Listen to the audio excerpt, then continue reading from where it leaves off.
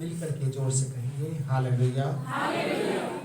परमेश्वर के नाम को हम धन्यवाद करते हैं कि फिर से एक बार उस परमेश्वर ने ये अवसर हमें दिया है कि उसके नाम को हम धन्यवाद करने के लिए उसके भवन के अंदर आज हम लोग उपस्थित हो सके। परमेश्वर जो है अपने लोगों से प्रेम करता है और अपनी जो प्रजा है उससे वो प्रेम करता है। और परमेश्वर क्या करता है कि उसने हम सबको लोग क्या चुना है दुनिया से और अपनी प्रजा उस परमेश्वर ने बनाया है।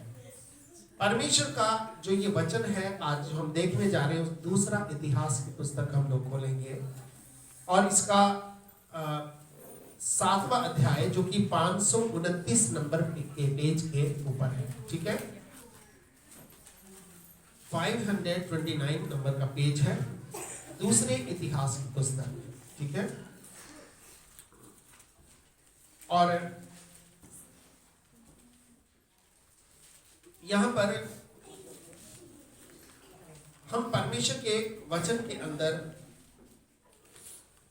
एक बात को पढ़ते हैं कि यहां पर एक व्यक्ति का जिक्र है जिसका नाम राजा सुलेमान है, ठीक है। और ये जो राजा सुलेमान है ये कौन है? ये दाऊद का कौन है? बेटा है, ठीक है। तो दाऊद के मन में एक बहुत बड़ी इच्छा थी कि परमेश्वर मैं तेरे लिए एक भवन को बनाऊंगा, मैं तेरे लिए एक जगह को तैयार करूंगा और मैं उसको इसलिए बनाऊंगा ताकि उस भवन के द्वारा मैं तेरी महिमा कर सकूं। उस भवन को मैं बनाना चाहता, वो दाऊद जो है उस भवन को बनाना चाहता था, लेकिन सबसे बड़ी बात यह है कि दाऊद जो है इस भवन को बना नहीं सका।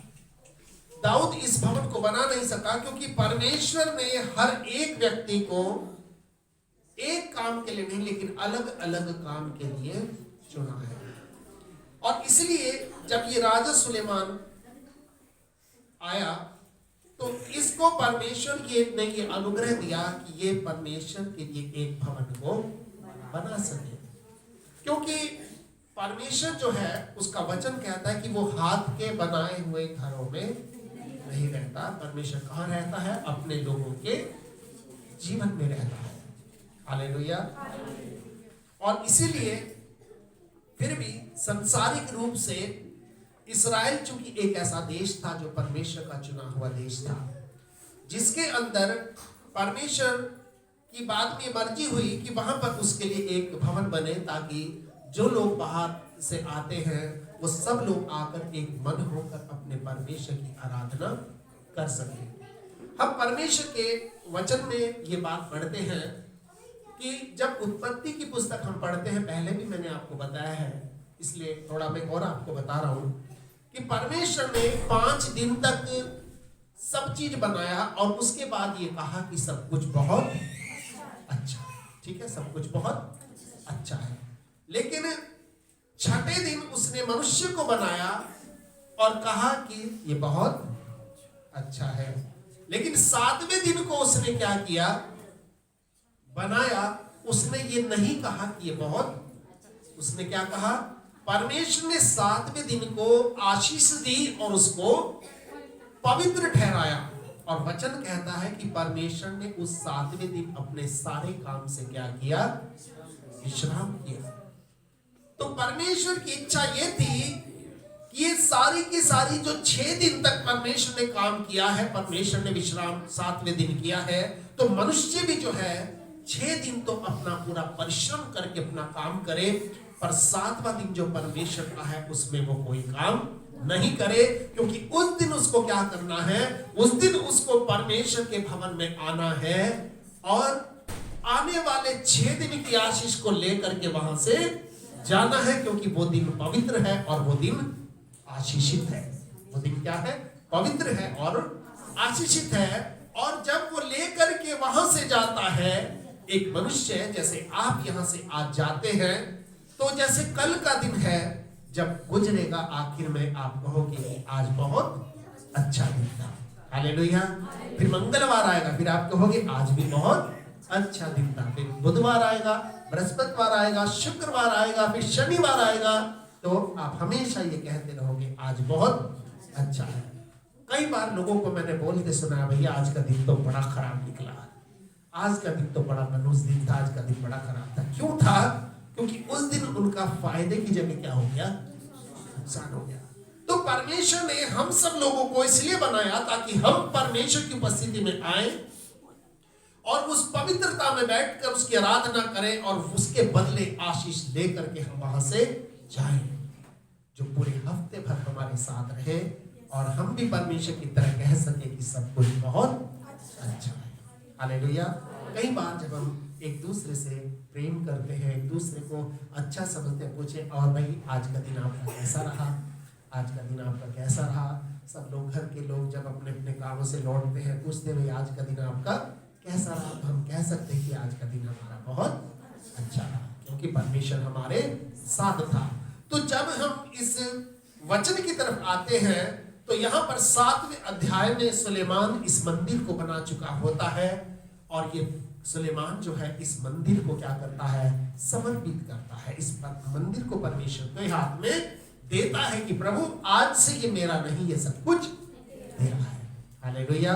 जब हमारे घर में कोई बेबी होता है, बच्चा होता है, तो हम उसको ला करके क्या करते हैं? परमेश्वर के हाथ में समर्पित करते हैं। वो इसलिए करते हैं कि प्रभु ये हमारा तो है पर दिया ये तेरा है और इसलिए हम तुझे ही समर्पित करते हैं। आज से तेरा प्रभुता, तेरा अनुग्रह, तेरा हाथ इस बच्चे के ऊपर बना रहेगा। और इसीलिए यहाँ पर अब ये मंदिर बन चुका था और इस मंदिर को बनाने के पीछे परमेश्वर का एक बहुत बड़ा हाथ था, क्योंकि दुनिया में मनुष्य करना तो बहुत कुछ चाहता है और दाऊद की बड़ी इच्छा थी वो इस मंदिर को बनाए, पर वो इसको बना नहीं सका। ये अनुग्रह परमेश्वर ने सुलेमान को दिया। अब ये पूरा का पूरा मंदिर बन गया। अब क्या हुआ? थोड़ा सा हम 11 और वचन से इसको पढ़ना शुरू करेंगे। 7वें अध्याय का दूसरा अध्याय 7वें अध्याय का 11 वचन से पढ़ना शुरू करेंगे। हाँ, क्या लिखा है? सुलेमान यहोवा के भवन और राजभवन को बना चुका। हाँ, अब वो इस परमेश्वर के भवन और राजभवन को बना चुका और यहोवा के भवन में और अपने भवन में जो कुछ उसने बनाना चाहा उसमें उसका मनोरथ क्या हुआ? पूरा हुआ। मनोरथ का मतलब मन की इच्छा पूरी हुई। हाँ, आगे। तब यहोवा ने रात में उसको दर्शन देकर उससे कहा, तब परमेश्वर ने रात को उसको दर्शन देकर उससे कहा, मैंने तेरी प्रार्थना सुनी और इस स्थान को यज्ञ के भवन के लिए अपनाया है। हाँ, इस स्थान को अब मैंने अपना लिया है। हाँ, आगे। यदि मैं आकाश को ऐसा बंद करूं हाँ, कि वर्षा न हो, हाँ, वह टीडियों को देश उजाड़ने की आज्ञा दूं, हाँ, वह अपनी प्रजा में मरी फैलाऊं। हाँ, एक मिनट यही तक अभी रुकेंगे।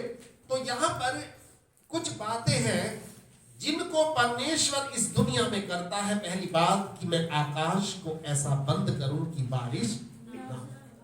अगर बारिश नहीं होगी तो क्या होगा? फसल नहीं होगी। क्योंकि इस्राएल के जो लोग थे, ये इनके जो काम धंधे, जैसे आज के काम धंधों से बहुत फर्क थे। ये सब लोग किसान थे। कौन थे? किसान थे। और इनकी जो भी रोजी रोटी आती थी खेती से ही आती थी। और बारिश का होना या ना होना इनके लिए बहुत महत्व रखता था। आज बारिश हो या ना हो हमें कोई फर्क पड़ेगा, लेकिन इन दिनों ये सारे के सारे लोग कहां पर डिपेंड करते थे? परमेश्वर के द्वारा दी हुई बारिश के ऊपर निर्भर करते थे। उन दिनों नहरें नहीं होती थी, उन दिनों ट्यूबवेल नहीं होते थे, उन दिनों बड़े बड़े ये कुएं वगैरह नहीं होते थे। ठीक है, क्योंकि उन दिनों ये टेक्नोलॉजी नहीं चलती थी। उस समय जितने भी खेती करने वाले लोग थे, ये सारे के सारे बारिश के ऊपर क्या करते थे? निर्भर करते थे। और यहाँ पर परमेश्वर के वचन में लिखा है कि अगर मैं आकाश को बंद कर दूं कि बारिश ना हो, और आसमान क्या होता है? आसमान एक ऐसा खजाना है जहां से पानी बरसता है और भूमि के ऊपर आता है, वहां से फसल पैदा होती है। आज भी कितने लोग जो खेती करते हैं वो इस बात को समझते होंगे कि खेती के लिए पानी कितना जरूरी है। हाँ, आगे क्या लिखा है? वह टिड्डियों को देश उजाड़ने की आज्ञा, और टिड्डियों को देश उजाड़ने की आज्ञा दूं, वह अपनी प्रजा में मरी फैलाऊं, या अपनी प्रजा में क्या फैलाऊं? मरी फैलाऊं। अच्छा, यहाँ पर कुछ चीजें हैं जो परमेश्वर के हाथ में होती हैं।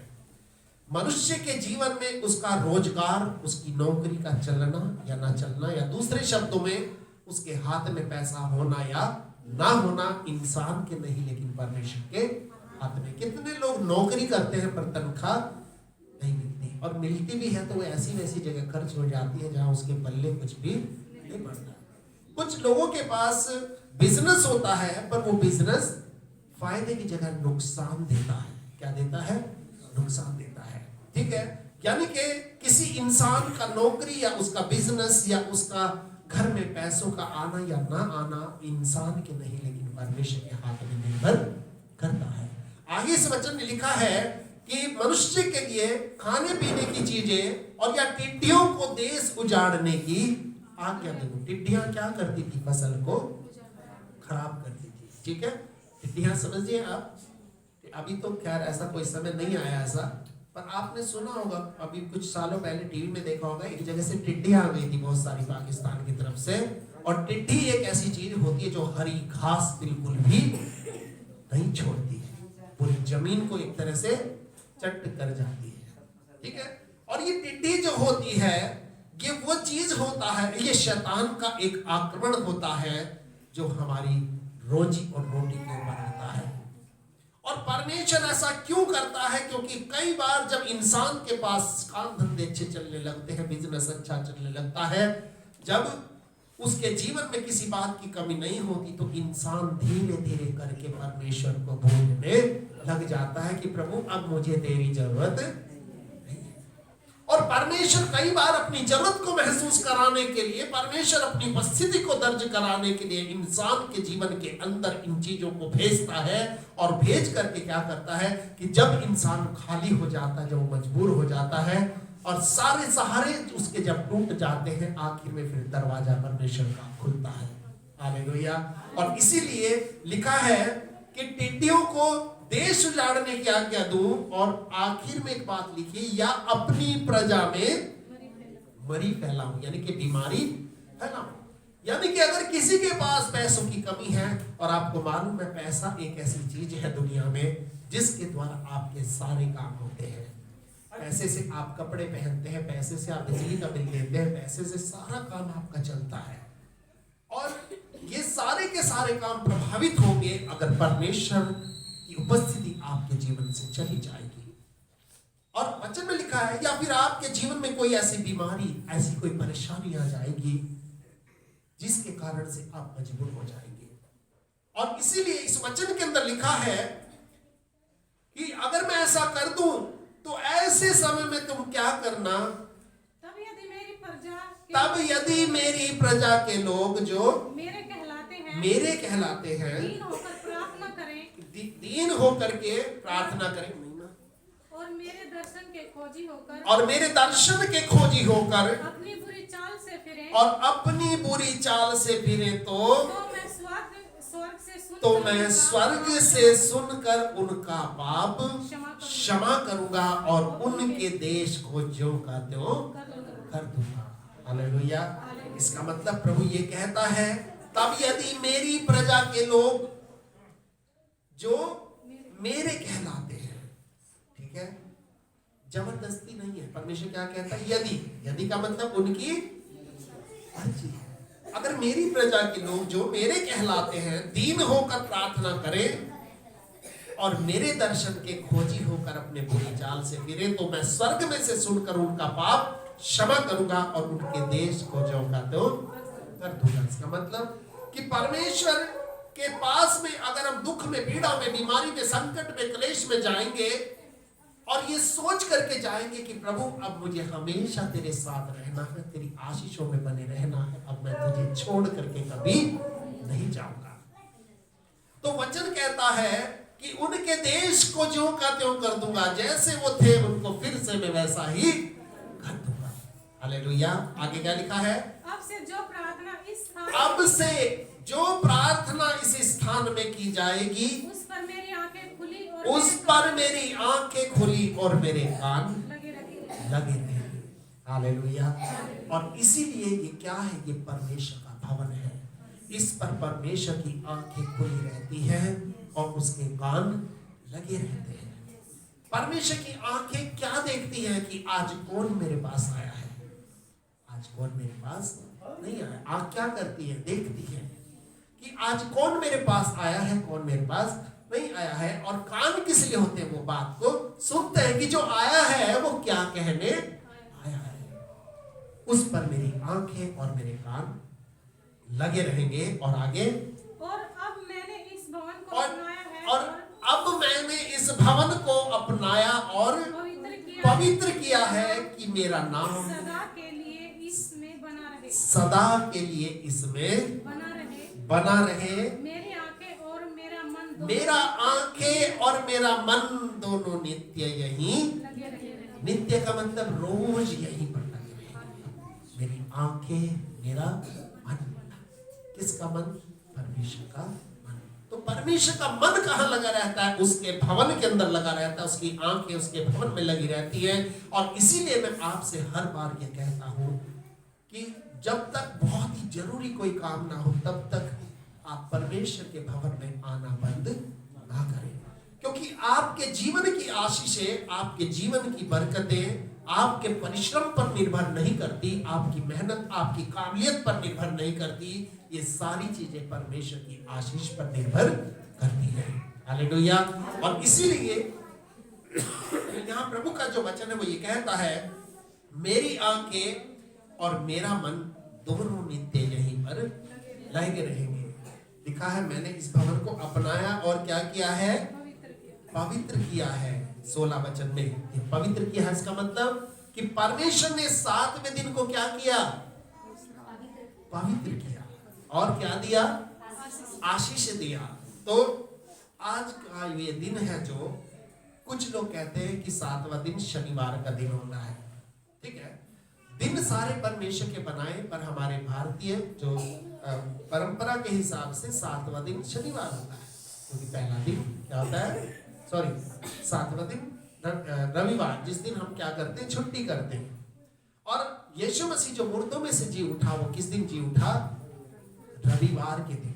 तो इसलिए हम जी उठे हुए यीशु की आराधना करते हैं। और रविवार को जो है ये हमारे लिए 7वां दिन है। अगर आप सऊदी अरब में चले जाओगे, गल्फ कंट्रीज में चले जाओगे, वहां पर लोग जुम्मे की छुट्टी रखते हैं, तो उनके लिए 7वां दिन क्या है? उनका शुक्रवार है। तो परमेश्वर के आराधना, परमेश्वर की स्तुति, परमेश्वर की बड़ाई आप जिस भी दिन करो, पर एक दिन आपको 7वां दिन चुनना है कि प्रभु हम तेरी आराधना कब करेंगे। और परमेश्वर के लिए हमें उस दिन को अलग रखना है। उस दिन हमें कोई अगर बहुत ही जरूरी काम है जिसके बिना आपका काम नहीं चलेगा, तो मैं नहीं कह सकता, लेकिन हमें बिना किसी उचित कारण के परमेश्वर के भवन में आना बंद नहीं करना है। क्यों? क्योंकि लिखा है कि मेरी आंखें और मेरे कान और मेरा मन तीनों यहीं पर लगे रहेंगे। और इसलिए आज हम सब लोग जब यहाँ पर आए हैं, परमेश्वर की उपस्थिति में हम लोग बैठे हैं, तो परमेश्वर की आंखें यहाँ पर लगी रहती है। हम लोग कई बार सोचते हैं, अरे आज तो बहुत ठंड है, आज तो पता नहीं कोई आएगा भी या नहीं आएगा। लेकिन हम जानते हैं कि प्रभु जिसको तू लाएगा वो जरूर से आएगा, और जिसको तू नहीं लाएगा वो नहीं आएगा। क्योंकि प्रभु इंसान जब तेरे भवन में आता है वो हमारी मर्जी से नहीं, परंतु तेरी मर्जी से आता है। और इसलिए हम यहाँ पर इस बात को ध्यान रखें कि हम लोग जब परमेश्वर की उपस्थिति में आते हैं, उसके नाम को धन्यवाद करते हैं, तो परमेश्वर की आंखें और उसके कान हमारी तरफ लगे रहते हैं। परमेश्वर जो है हमारे जीवन को आशीष देने वाला परमेश्वर है। और परमेश्वर जो है हमें अपने भवन में देखना चाहता है। और परमेश्वर जो है अपने लोगों को आशीषों से भरना चाहता है।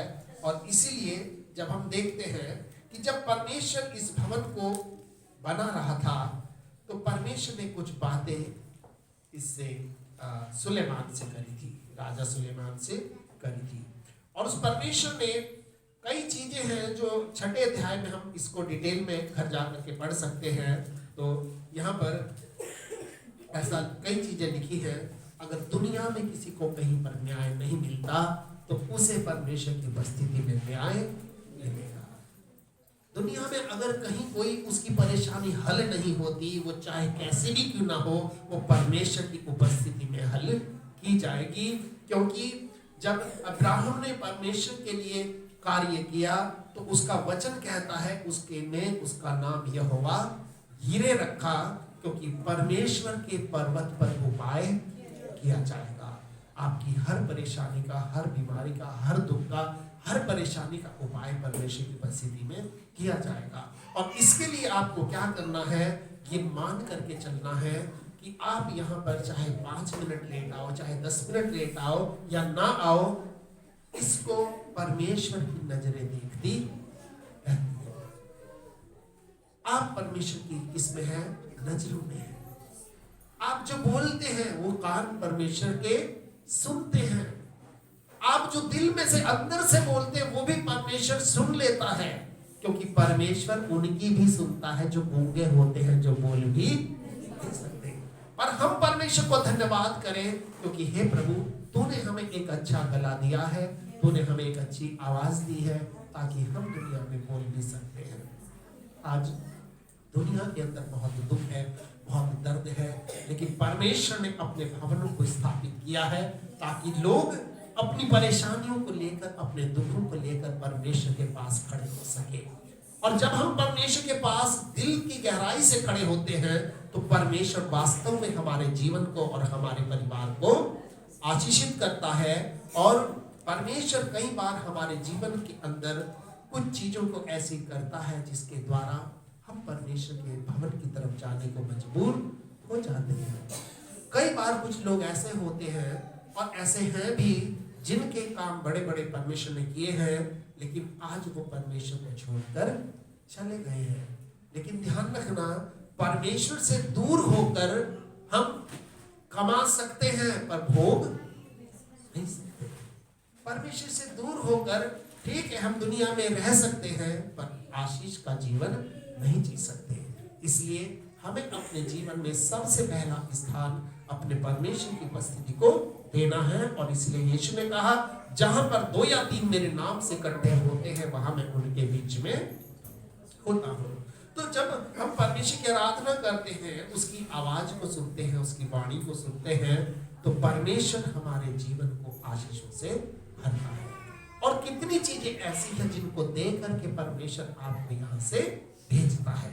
और इसलिए हम इस बात को अपनी गंभीरता से ले, क्योंकि इसमें लिखा, तब यदि मेरी प्रजा के लोग जो मेरे कहलाते हैं, यानी कि दुनिया में उनको लोग कहते हैं ये लोग प्रभु के लोग हैं। आज अगर हम प्रभु के लोग हैं, अगर आज हम परमेश्वर के लोग हैं, तो हम क्या करें? दीन होकर प्रार्थना करें।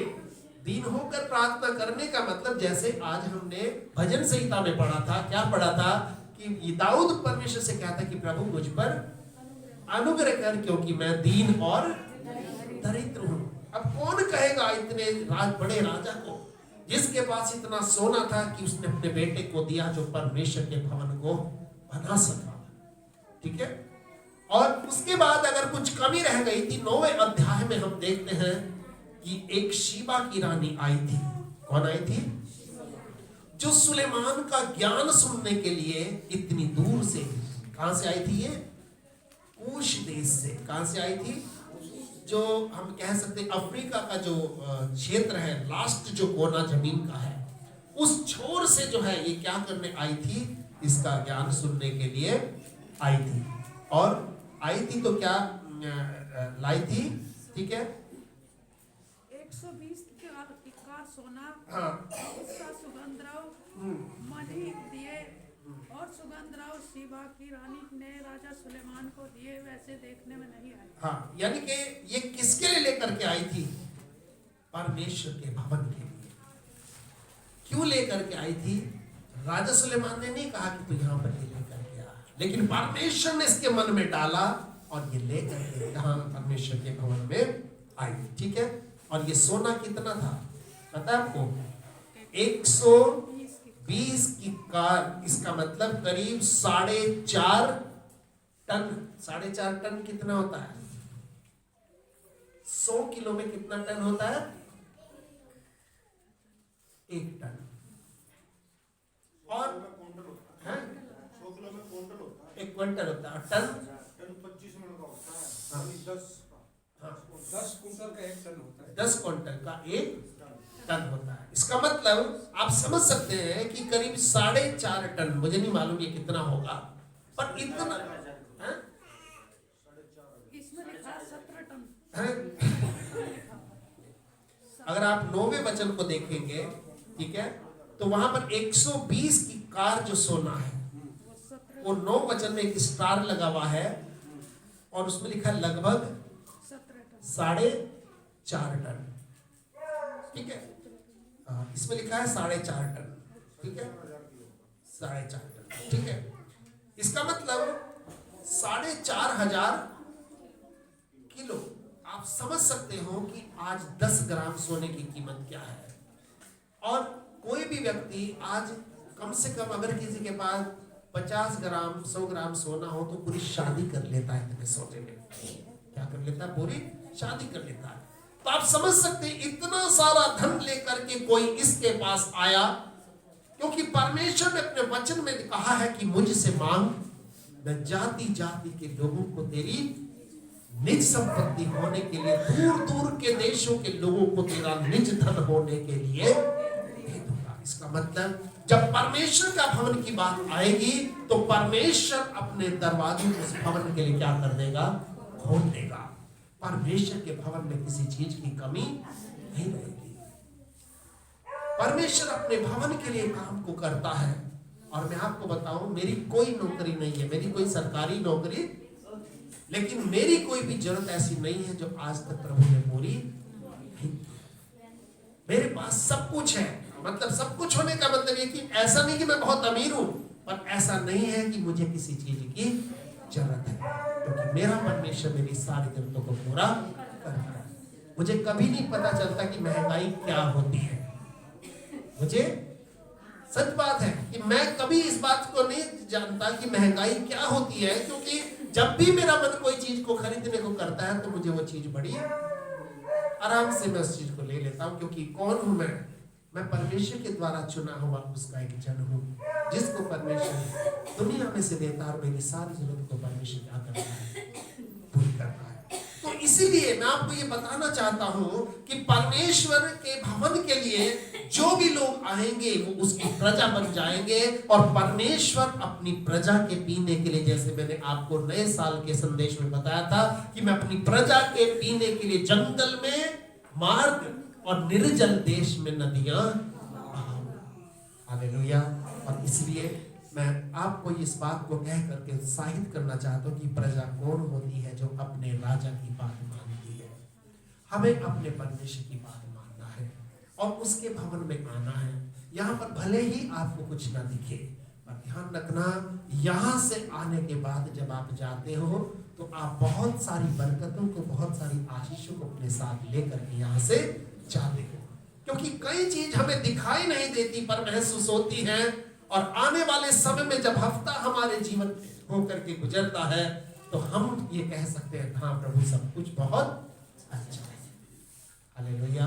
परमेश्वर हमारे जीवन की, परिवार की हर एक जरूरत को पूरा करने के लिए अपने लोगों को आशीष देता है। और इसलिए हमें जीवन में ये ध्यान रखना चाहिए कि परमेश्वर के भवन में अगर हम आते हैं, ये हमारा फर्ज है आना, क्योंकि हमारी सारी आशीषें परमेश्वर के भवन से जुड़ी है। हमारी बरकतें परमेश्वर के भवन से जुड़ी है।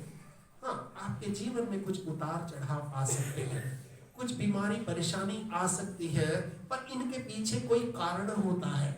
आपके जीवन में अच्छे बुरे लोग आ सकते हैं, पर उनके पीछे कोई कारण होता है। अच्छे लोग दुनिया में इसलिए आते हैं कि वो हमें सहारा दें, और बुरे लोग दुनिया में हमारे जीवन में इसलिए आते हैं ताकि वो हमें कोई सबक सिखाकर जाएं जो अभी तक हमने सीखा नहीं है।